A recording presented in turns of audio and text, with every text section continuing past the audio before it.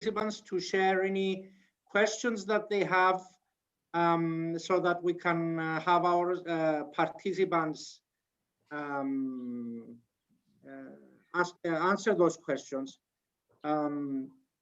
So while we wait for those, I would ask one question to Christos, given this increasing importance on the companies that are driven by the digital economy, and how does our system match their needs right now because of the conditions with the banking or our regulation and so on? What would be the priorities? We do see companies coming here. We are involved and we know a lot of the operational issues that exist, but what else needs to be done from the perspective of really having an aligned system? Andrea, this is a very good question, I will say.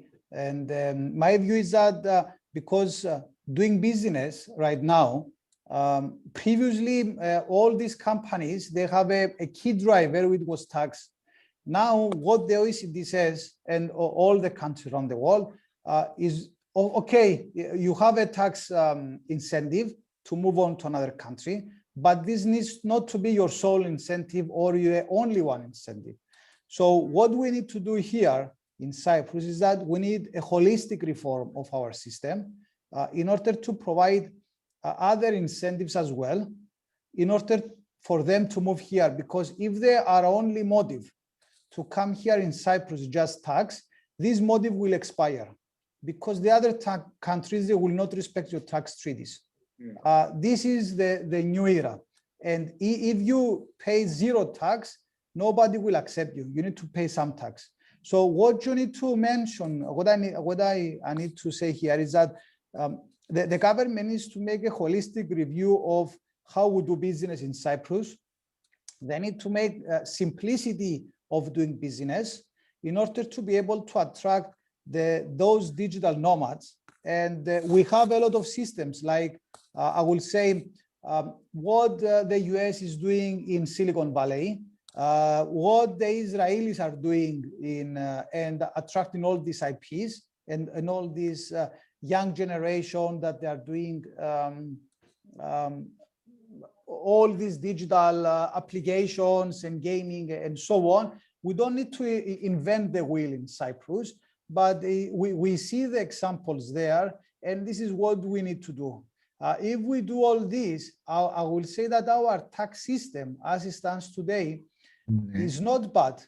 I will say it's on a good position, because we from time to time, we include tax incentives for people to come here. It's not something that we don't do it, but I will say that after all these changes, we need to have a look our tax system, make it more modern, but at the same time, we need to do our government sector more modern. We need to do our business line more modern, like the banks and so on. This is, I will say, it's an initiative that is not, fortunately or unfortunately, has to do only with tax. Now the tax, if your tax is your sole motive, then you will not get any treaty benefit. You will not be respected by other countries. This is problematic. I think since we're talking about tax, there is one question, Christo, that relates to DAX 6. And it is from Evgenia Stelianou. Question for Christos: what is your opinion on DAX 6? Do you expect this heavy and complicated report will be effective in terms of tax avoidance? DAX 6 is expected to assist on this. However, DAX 6, we have experience from DAX 6 because it's similar to the DODAS in the UK. So the UK is already doing this. The issue is that it depends of how countries will implement it. We have the problem now in Cyprus because the DAX 6 is actually, we have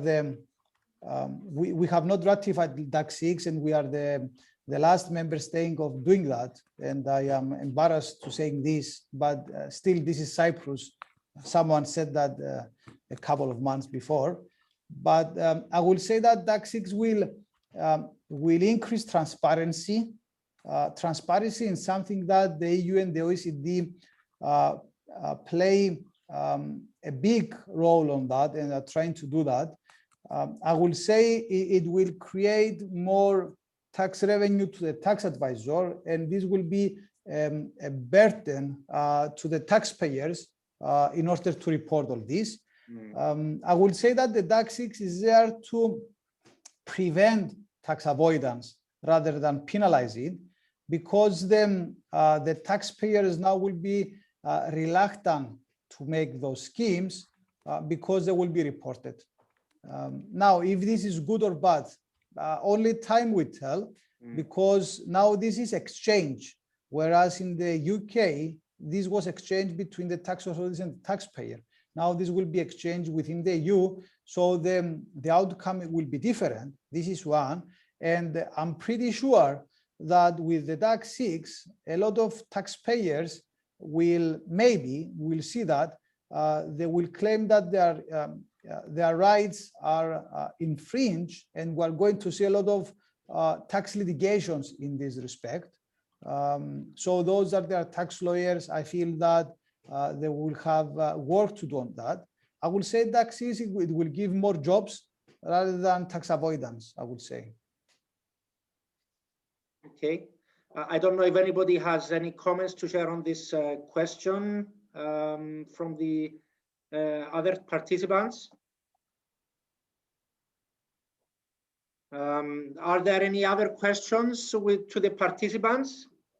And if not, maybe Eleni can close our session. Although we are very close to running out of time, I would, since our discussion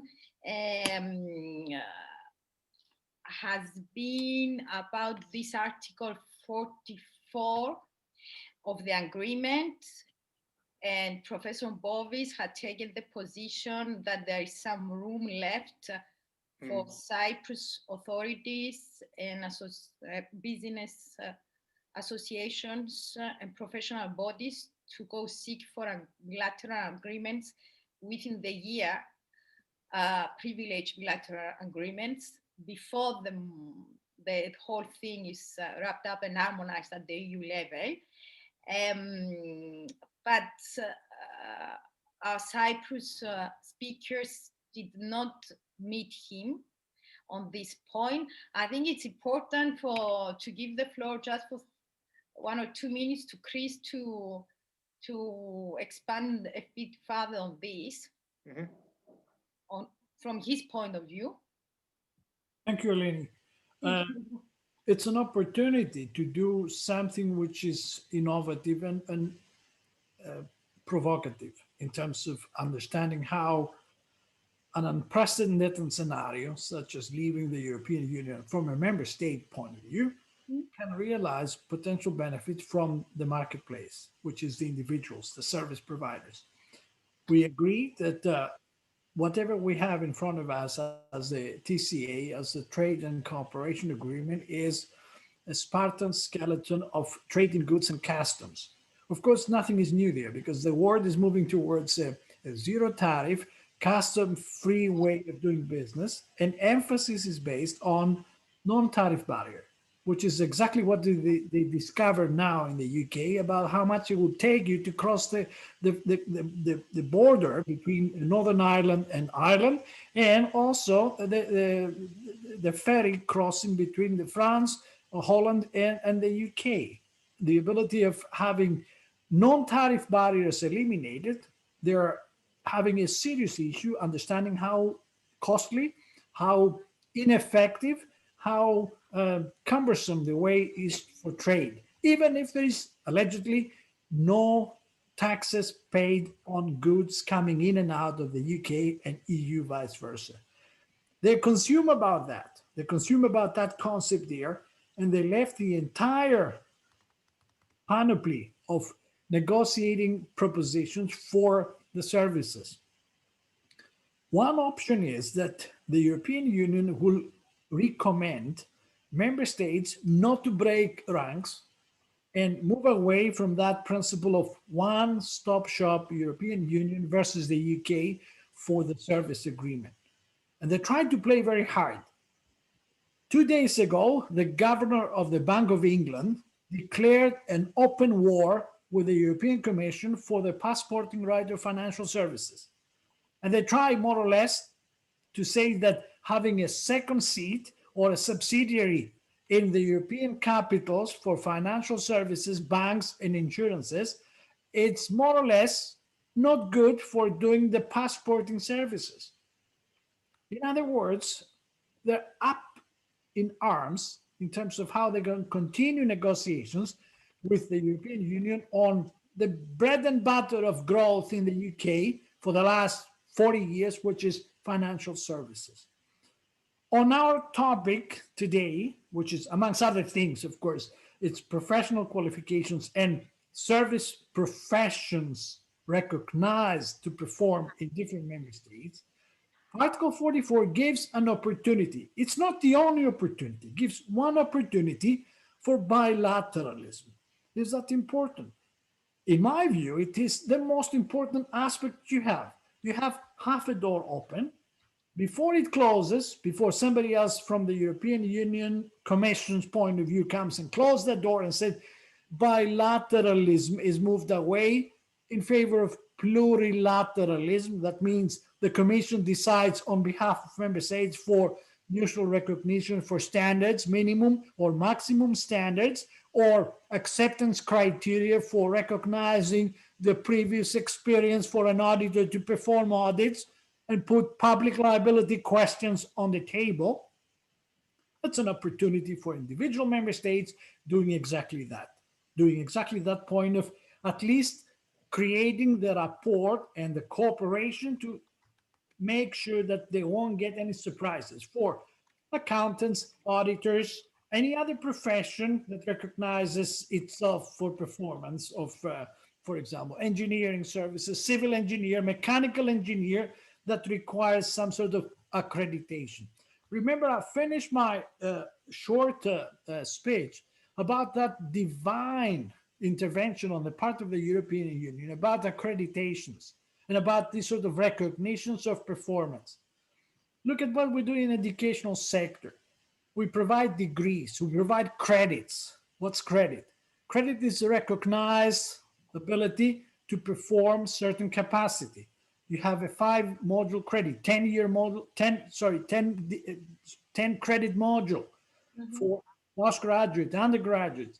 That's not by government. Government doesn't do anything. It's the professional body. It's an organization, the peer review that recognizes that.